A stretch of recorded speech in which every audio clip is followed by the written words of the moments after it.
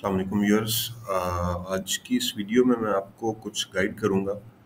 एक नई मुझे बात पता चली है, एक छोटी सी अपडेट है जिसके बारे में आपको बताना है। वो आसान कारोबार कार्ड के मुतल्लिक है और फिर आसान कारोबार फाइनेंस के मुतल्लिक है। मेरे एक दोस्त हैं जिनका ये मैं एप्लीकेशन आपको दिखा रहा हूँ। इन्होंने आसान कारोबार फाइनेंस के लिए अप्लाई किया था 30 लाख के लिए, और इनको परसों कॉल आई थी। परसों मीन्स के वर्किंग डे ही था, वेडनेसडे, थर्सडे सॉरी, जमेरात वाले दिन कॉल आई थी। लाहौर का कोई नंबर था वहाँ से। तो इसका मतलब जो लास्ट स्टेप है उस पे गवर्नमेंट ऑफ पंजाब ने काम स्टार्ट कर दिया हुआ है। जिसके ये 7 वेरिफिकेशन हो चुकी हैं ना आसान कारोबार फाइनेंस में। Filer verification, NTN verification, vehicle की, सीएनआईसी की, सिम की, क्रेडिट असेसमेंट और फिजिकल वेरिफिकेशन। तो उनके लिए आगे जो कॉल करने का प्रोसेस है वो उन्होंने स्टार्ट कर दिया हुआ है। बैंक ऑफ पंजाब की तरफ से कॉल आनी है इनको। वो सिंपल सी कॉल होती है, उस पर सिर्फ उन्होंने बायोडाटा या इस तरह की चीज़ें पूछनी होती हैं। उसके अलावा ये कुछ भी नहीं करते। उसके बाद आता है इससे ये तो पता चला कि आसान कारोबार फाइनेंस पे काम स्टार्ट हो चुका है। इसी तरह जब आप आसान कारोबार कार्ड की बात करते हैं तो इस पे जिन लोगों के 4 टिक हैं सबसे पहले उनका काम शुरू होगा। ये आपने लिख लेनी है बात। जिन लोगों के 4 टिक हो चुके हैं उनको सबसे पहले कार्ड डिसबर्स किए जाएंगे, उसके बाद बाकी लोगों का प्रोसेस स्टार्ट होगा।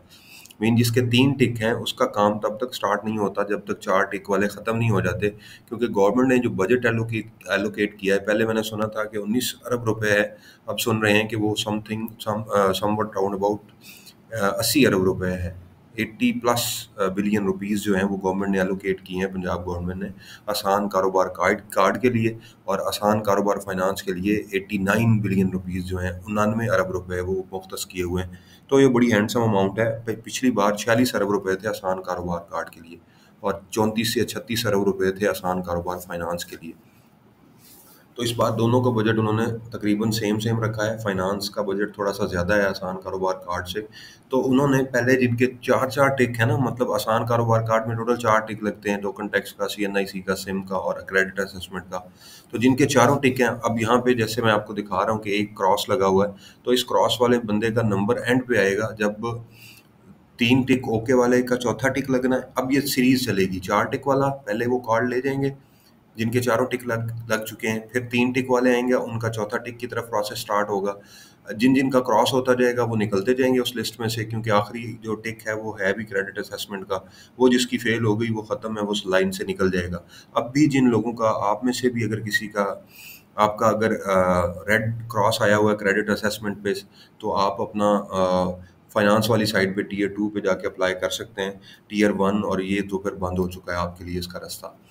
तो और फिर जिनके 3 टिक लगे हुए हैं, चौथा अभी तक नहीं आया, वो जाएंगे।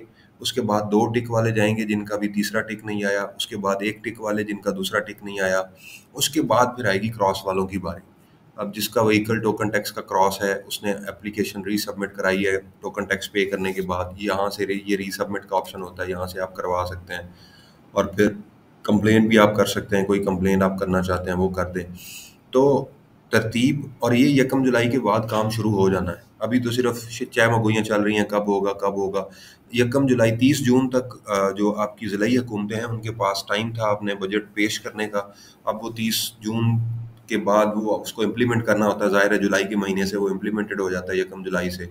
और जो सैलरीज या इस तरह की जो चीज़ें बढ़ती हैं वो जुलाई के महीने से एप्लीकेबल होती हैं। मतलब 1 जुलाई से 31 जुलाई की जो सैलरी होती है, मतलब जुलाई के महीने की जो सैलरी है, वो बजट के बाद जो इंक्रीज्ड सैलरी होती है वो मिलती है। तो ये आप समझ लें कि 1 जुलाई से इस पे काम स्टार्ट हो जाएगा। इस पे कोई दो राय नहीं है। इस पे आपने किसी धोखाबाज फ्रॉडिये की बात नहीं सुननी है।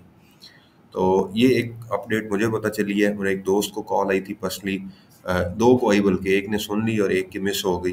तो इस पे मैंने कहा आपको अपडेट कर दूं। अपना ख्याल रखिएगा। अगर मुझे कोई और अपडेट पता चली तो मैं आप तक इंशाल्लाह ज़रूर पहुंचाऊंगा। अल्लाह हाफिज़।